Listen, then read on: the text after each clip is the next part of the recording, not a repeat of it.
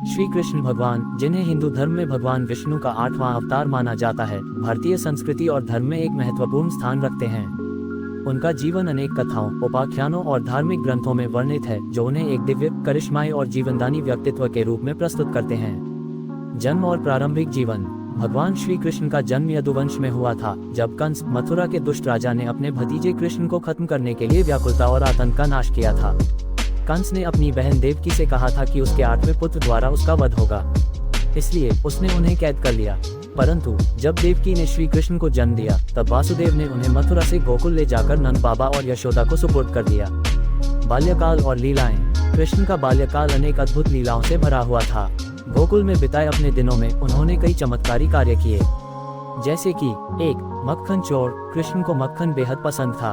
उनकी चोरियों की कहानियां पूरे गोकुल में मशहूर थीं। वे अपने दोस्त बंसी को साथ लेकर मक्खन चुराने जाते थे और इस प्रकार गांव वालों को हंसाते थे। 2. कालिया नाग का वध। एक बार कालिया नाम का एक विशाल नाग यमुना नदी में आतंक फैला रहा था। कृष्ण ने उसे चुनौती दी और उसके साथ युद्ध कर उसे हराया, जिससे नदी की जलवायु शुद्ध हो गई। 3. गोवर्धन पर्वत उठाना। जब इंद्रदेव ने गोकुलवासियों पर क्रोधित होकर मूसलाधार बारिश शुरू की, तो कृष्ण ने गोवर्धन पर्वत को अपनी छोटी उंगली पर उठाकर गोकुलवासियों की रक्षा की। किशोरावस्था और राधा के साथ प्रेम। कृष्ण की किशोरावस्था में राधा उनके जीवन का एक अहम हिस्सा बनी। उनका प्रेम एक आध्यात्मिक संबंध का प्रतीक माना जाता है।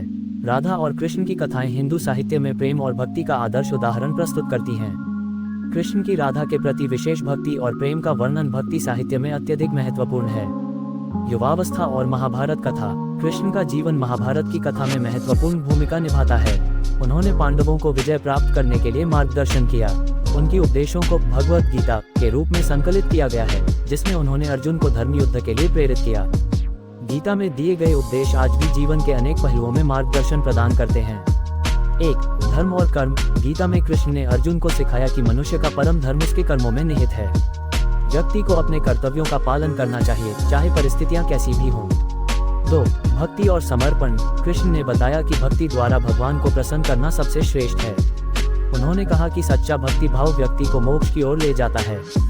कृष्ण की भूमिका। महाभारत में कृष्ण ने कई महत्वपूर्ण भूमिकाएं निभाईं।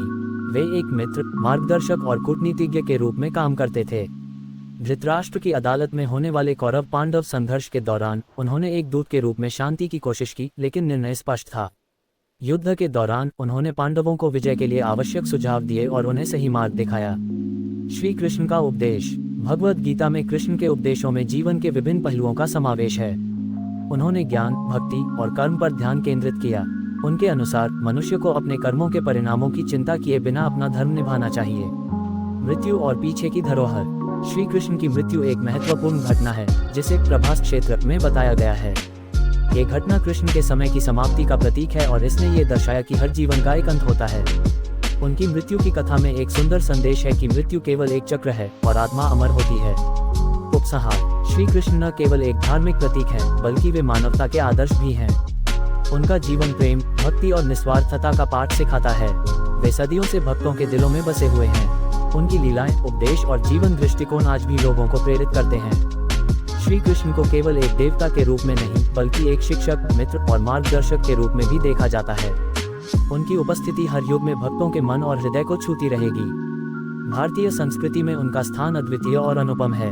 भगवान श्री कृष्ण का आस्था और विश्वास का प्रतीक होना उन्हें एक काल्पनिक व्यक्तित्व नहीं, बल्कि एक जीवित सच्चाई बनाता है। उनके अनुयायी आज भी उनकी भक्ति में लीन रहते हैं और उनके द्वारा बताए गए मार्ग पर चलने का प्रयास करते हैं।